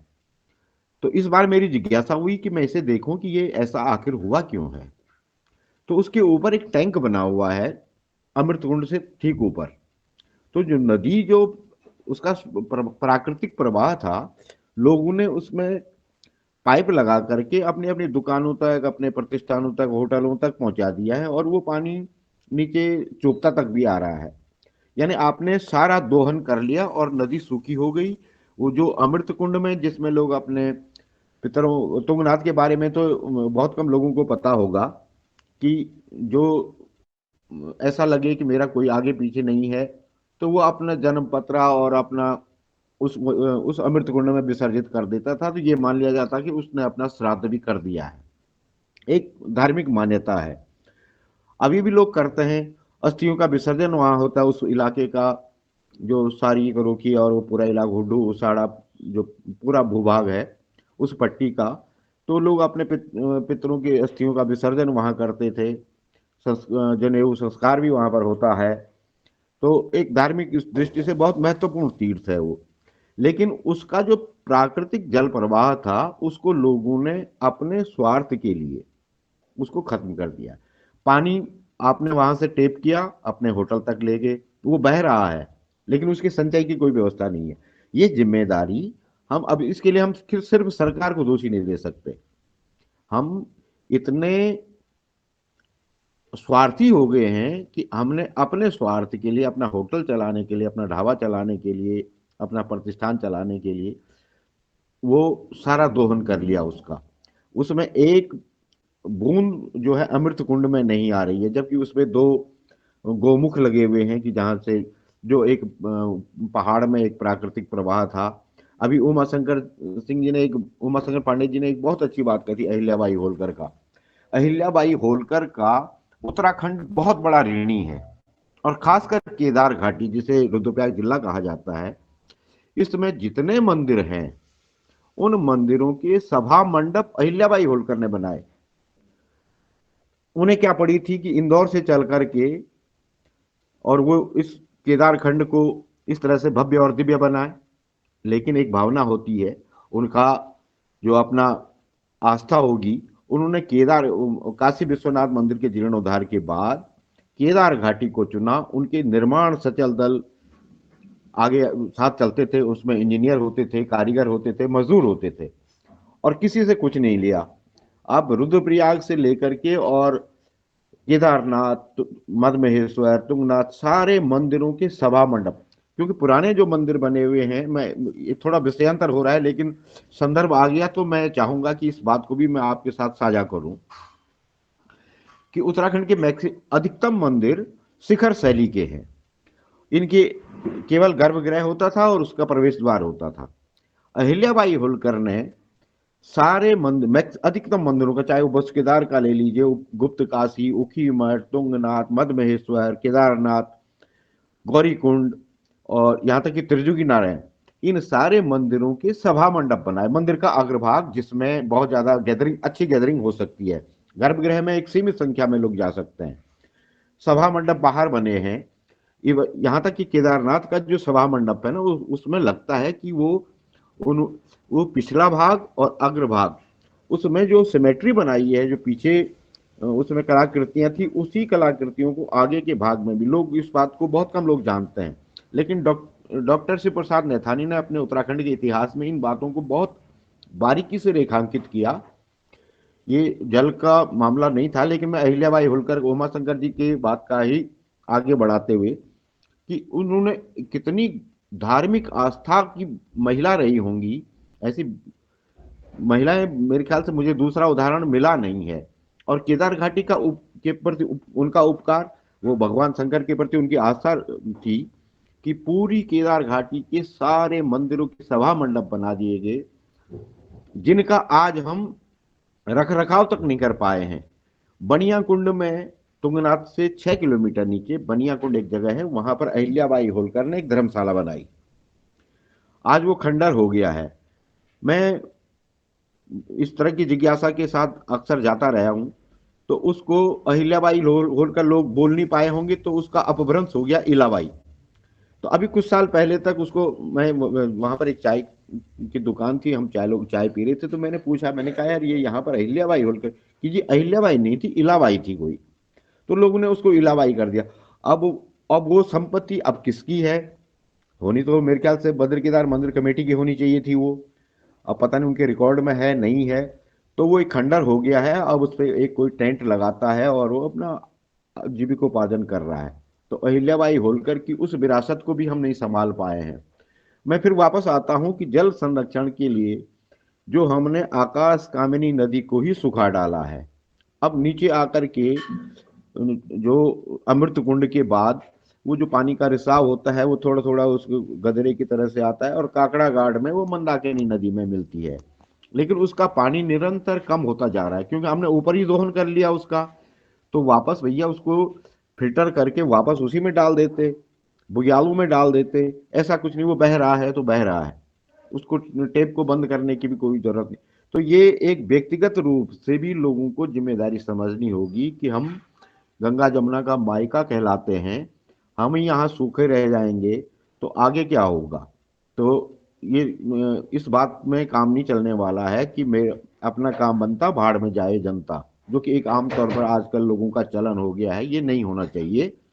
हर व्यक्ति को, चाहे वो उत्तराखंड में रह रहा है, गंगा सागर में रह, राजस्थान में रह रहा है, गुजरात में रह रहा है, हमारे ये माना जाता है कि उत्तराखंड में मैक्सिमम लोग गुजरात से आए हैं और गुजरात और उत्तराखंड की परंपराओं में कई साम्यता मिलती है। तो जल संरक्षण की जो जरूरत उत्तराखंड में है, वो गुजरात में भी है, राजस्थान में भी है। मैंने हरियाणा में मैं बड़ा कालखंड मेरा हरियाणा में बीता। हरियाणा के तालाब जो हमारे पूर्वजों ने एक जल की आवश्यकता की पूर्ति के लिए बनाए होंगे, वो तालाब खत्म हो रहे हैं। सब लगभग सभी जगहों, मैदानों में लगभग ये स्थिति है। मैं कानपुर में रहा, तो कानपुर में मैं एक बात और, इसे विषयांतर न समझें, ये मेरा दुख है जिससे मैं आपके साथ साझा करना चाहता हूँ। मैं जहाँ रहता था, मेरे पड़ोस में एक नेताजी थे, हमारे पहाड़ के ही थे वो। उनकी माताजी का निधन हुआ, तो एक स्वाभाविक रूप से सनातन धर्मी के तौर पे मैं भी अंत्येष्टि में गया। भैरव घाट, कानपुर में भैरव घाट में अक्सर वो होता है।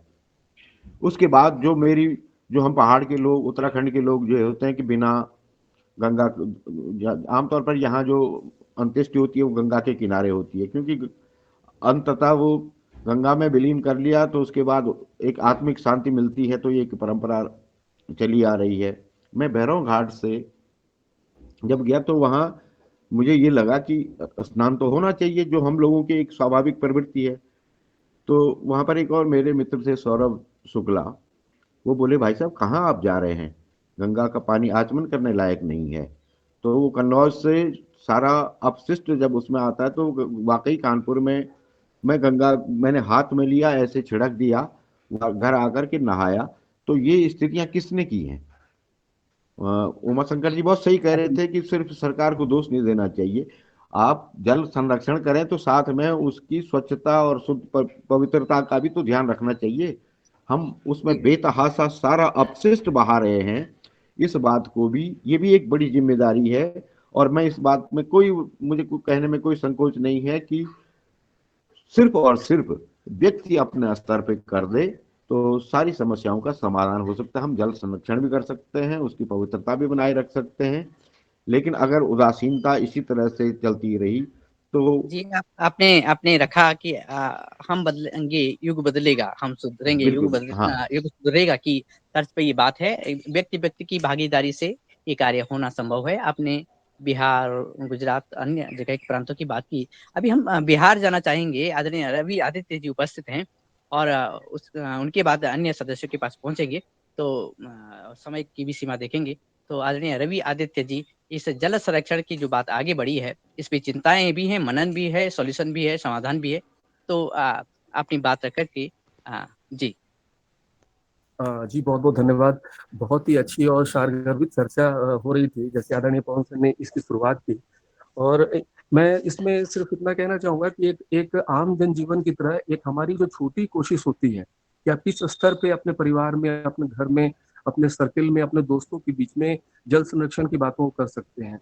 आदरणीय दिनेश सर ने भी बहुत ही अच्छी बात अभी कही कि ये जो समस्या है ये उत्तराखंड से लेते हुए जितने भी राज्य हैं, मैं बिहार से संबंधित हूँ तो बिहार हो, झारखंड हो, हर जगह ये समस्या से लोग जूझ रहे हैं। लेकिन उसके बावजूद भी अगर गौर करें तो एक जो शॉर्टकट्स होते हैं ना, कि अगर आप अपने घर में अगर आपने सबमर्सिबल लगा दिया है तो आपका ये अधिकार, उनको ये महसूस होता है कि मेरा अधिकार हो गया है कि आप जल बचाने की कोशिश ना करेंगे, मितव्ययी ना होंगे, उसको अपव्ययी होके चले जाएंगे। तो अगर आप देखें कि छोटी छोटी चीजों पर अगर हम लोग अगर गौर करें कि अगर हमारा एक टैप भी है, जो नल भी है, अगर वो एक एक बूंद पानी गिर रहा है तो अगर उसको कैलकुलेशन में जाएंगे तो वो कई सौ लीटर जो है एक महीने में खर्च कर देता है।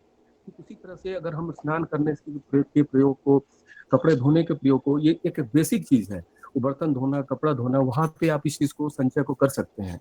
जैसे अगर आप जो बावली वगैरह जो बनती थी, जो कुएं बनते थे, सीढ़ी वाली कुएं होते थे, अगर आप लोगों ने देखा होगा, तो उसका एक मैसेज जो पुराने समय से यही था कि किस प्रकार से वहाँ वाटर रिचार्ज की व्यवस्था थी और कैसे नीचे से आप उतर के पानी को कलेक्ट कर रहे हैं।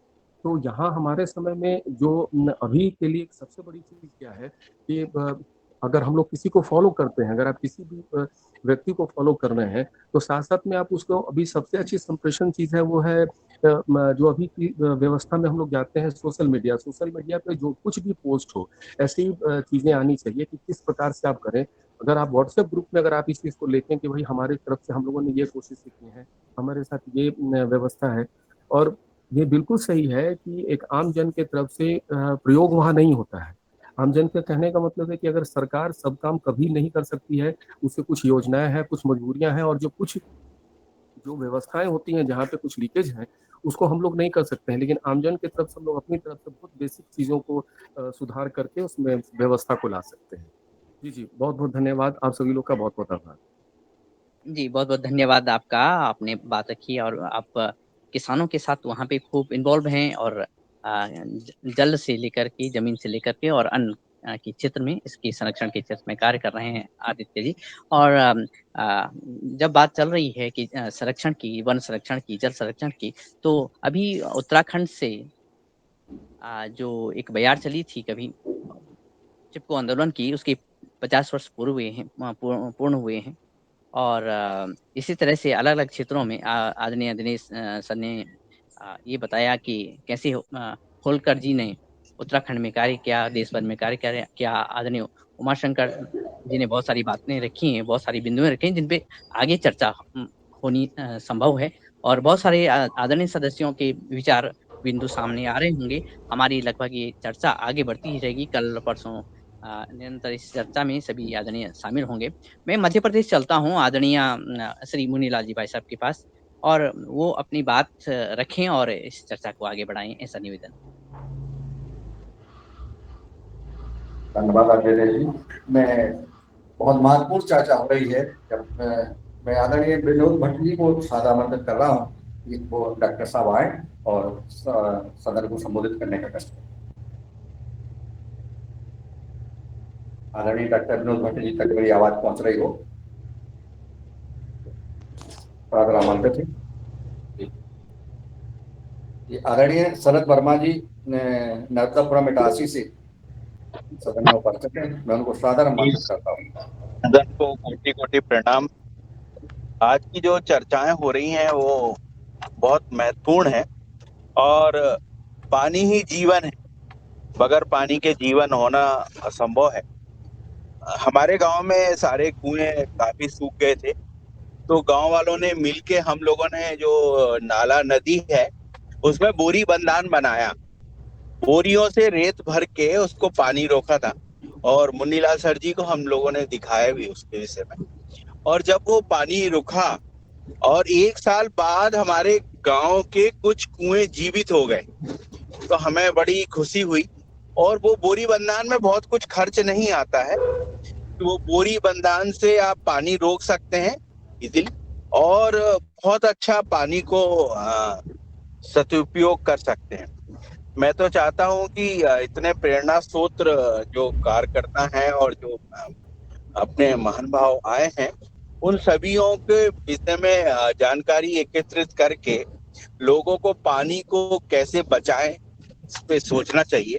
ये बहुत ही महत्वपूर्ण सबसे महत्वपूर्ण है कि पानी को कैसे हमेशा पहले अपने जो चीफ गेस्ट आए थे उन्होंने बताया था कि 1 साल में 1 मीटर पानी नीचे जा रहा है हर साल। तो वो चीजों को समझना पड़ेगा और नहीं तो आने वाली पीढ़ी को पानी, आज अनाज के बराबर रेट पे पानी मिल रहा है, आज 21 रुपए किलो, 22 रुपए गेहूं है, तो 20 रुपए बॉटल में पानी मिलता है। तो इस चीज को समझना पड़ेगा। जी बस इतना ही कहना चाहता हूँ। जी धन्यवाद आदरणीय शरद वर्मा जी, आपका ये पुरुषार्थ को सबने जाना है और आप हमेशा जो है नवाचार के लिए तैयार रहते हैं। आपने होशंगाबाद के एक विशेष क्षेत्र को जो है पराली जलने से रोका है। आपने सामाजिक काम, किसानों को बहुत मोटिवेट करते हैं। आप क्षेत्र के लिए बहुत महत्वपूर्ण काम कर रहे हैं, आपके पुरुषार्थ को नमन। आदरणीय रघुवीर सिंह रावत जी देहरादून से हैंड किया है, उनको मैं सादर आमंत्रित करता हूँ, वो अपना संवाद रखें क्योंकि समय अभी हमारा 8:30 बजे तक है। फिर हम अगले दिन भी इस कार्यक्रम को जारी रखेंगे, मानव जनों का सुनेंगे। आदरणीय रघुवीर सिंह रावत जी। जी, सदन को मेरा प्रणाम। और बहुत ही सुंदर चर्चा आज चल रही है जल संरक्षण पे। मैं सिर्फ एक सुझाव सदन को बताना चाह रहा था कि मैंने देखा, सभी लोगों ने देखा कि जब भी कोई शहर विकसित होता है या पुराना एक नया शहर स्थापित होता है या दिल्ली जैसे शहर के आउटर में कोई नया शहर बनता है, तो शुरुआत में लोग जो घर का जो पानी होता है उसको सोकपिट बना के उसमें डालते हैं और धीरे-धीरे जब विकास होता है, तथाकथित विकास होता है, तो फिर सीवरेज लाइन बनती है। तो ये जो तरीका है सीवरेज का, मुझे लगता है ये सबसे गंदा तरीका है और सबसे बेकार तरीका है। इस पानी को जो बड़े-बड़े शहरों में यही पानी जो है हमारी नदियों को भी प्रदूषित कर रहा है। और जो वाटर रिचार्ज, क्योंकि सारी सड़कें तो मेटल्ड होती हैं, मकान बने हुए हैं, तो वो पानी का रिचार्ज भी नहीं होता है और जो आसपास के जो हरे भरे गांव हैं या वहां से पानी इन शहरों को दिया जाता है।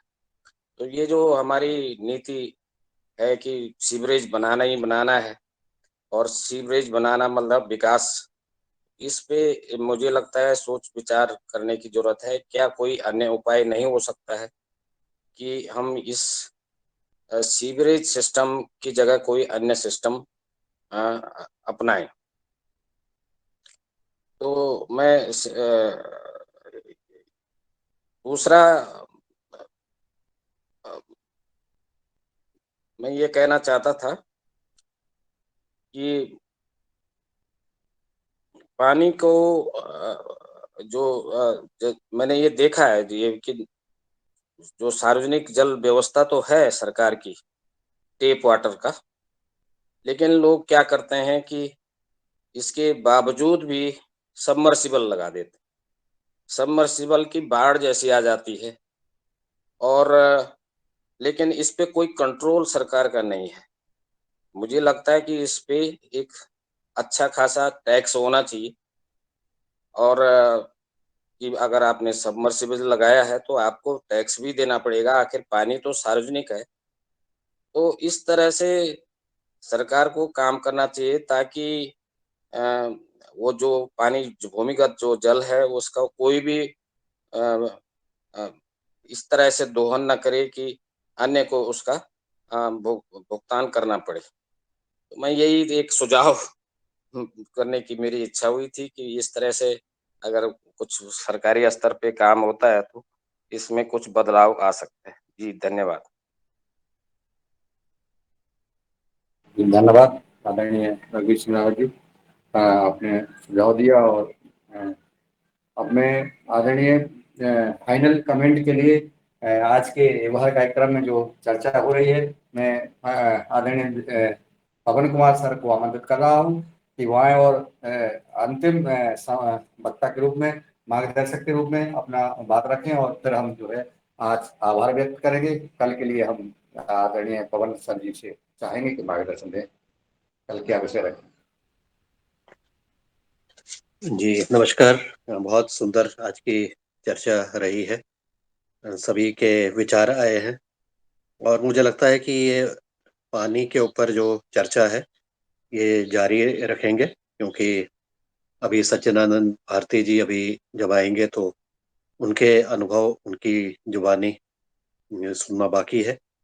क्योंकि जो मॉडल बने हैं और ऐसे देश में कई जगह पर अलग अलग मॉडल बने हैं, जैसा कि उमाशंकर पांडे जी ने भी बताया था। तो ऐसे मॉडल जहाँ जहाँ पर भी संभव हो तो उसको समझने का प्रयास करते हैं और अपनी स्थिति के अनुसार उसको देखते हैं कि उसमें क्या संभावना है।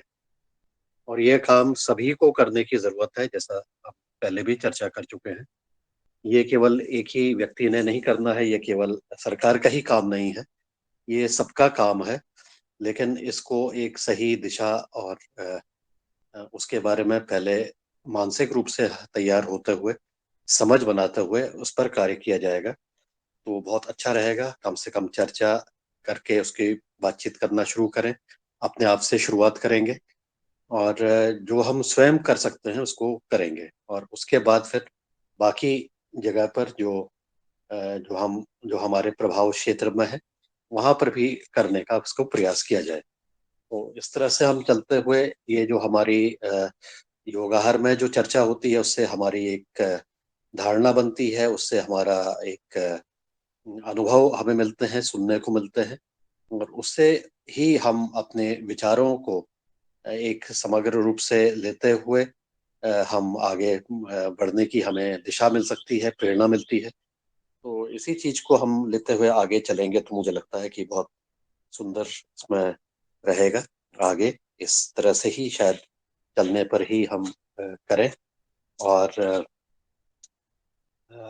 जो हमारा 2 मई को योगाहार का 2 वर्ष पूर्व होने का जो कार्यक्रम है उसमें भी हम इस विषय पर बातचीत करें अलग से।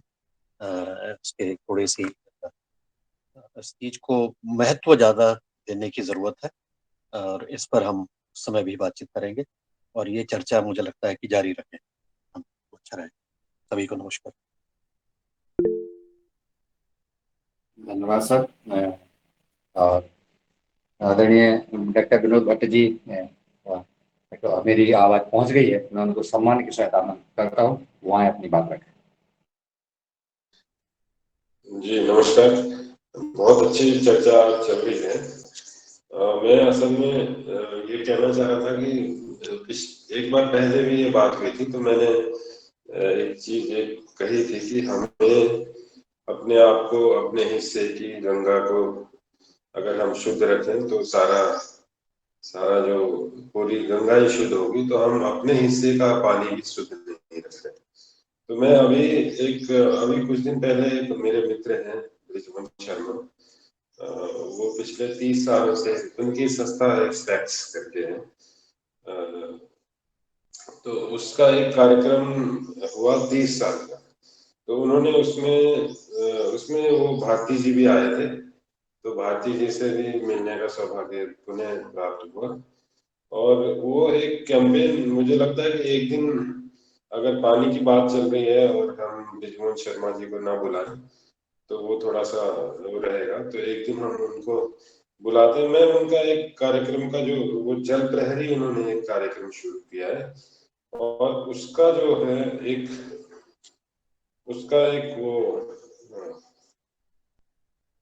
उसका एक गाना उन्होंने वो किया था। मैं अभी उसको सुनाता हूँ आपको। आप दो तीन मिनट का है, उसको सुनिए।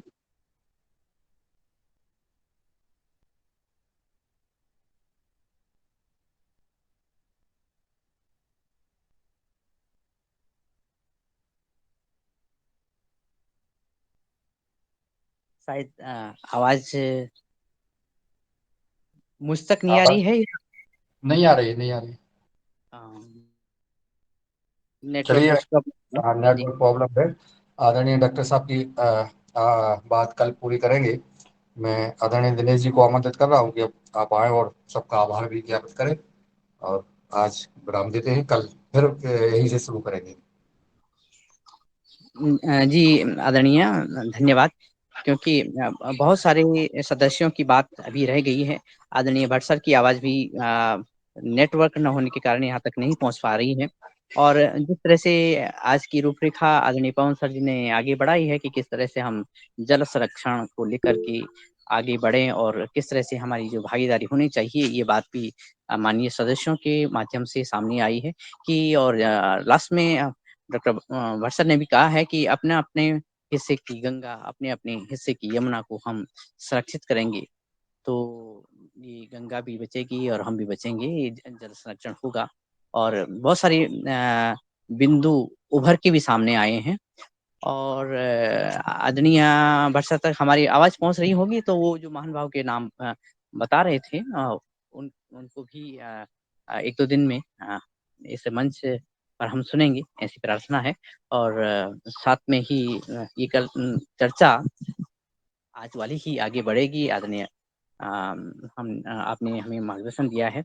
और इसके साथ ही हम यही संकल्प लेकर के कि अपने योगाहार की इन उपशाखाओं को, जिसमें अन्न भी है, जल भी है, पर्यावरण भी है, इन पे कार्य करते हुए, चिंतन और मनन करते हुए हम आगे बढ़ेंगे। और कल 722वीं कक्षा में उपस्थित रहेंगे। इस क्रम में मैं सभी उपस्थित आदरणीय सदस्यों का धन्यवाद करता हूँ। पतंजलि, उसकी शाखाएं, उपशाखाएं और साथ में आज की जो योग शिक्षिका हैं उनका भी बहुत बहुत धन्यवाद। और अंकित मालू जी, भगवान दास कुशवाहा जी, भुवनेश्वर राय जी, बने सिंह जी, आपका हैंड रेस था लेकिन कल आपको सुनेंगे। डॉक्टर ब्रज गोपाल सिंह जी, डॉक्टर किशोर दुबे सर की आवाज भी आज हम नहीं सुन पाए। कल्पना कोठले जी, कृष्णा कुमार जी, नीलकंठ साबले जी, निर्मला जोशी जी, ओंकारनाथ जी, आदरणीय पवन सर जी और प्रभा थपलिया जी, प्रदीप राज वर्मा जी, रघुवीर सिंह रावत जी, रवि आदित्य जी, रूप सिंह राजपूत जी, शरद वर्मा जी, डॉक्टर विनोद कुमार भट्ट जी और योगाहार रिकॉर्डिंग टीम और हमारे आदरणीय मुनीलाल जी भाई साहब, हमारी आदरणीय रंजना ताई जी और आदरणीय सभी सदस्य जिनके मैं नाम नहीं ले पा रहा हूँ। और आप सभी के साथ, आप सबकी आवाज, आप सभी के विचार हम कल परसों निरंतर सुनेंगे। बहुत बहुत धन्यवाद। प्रणाम। ओम।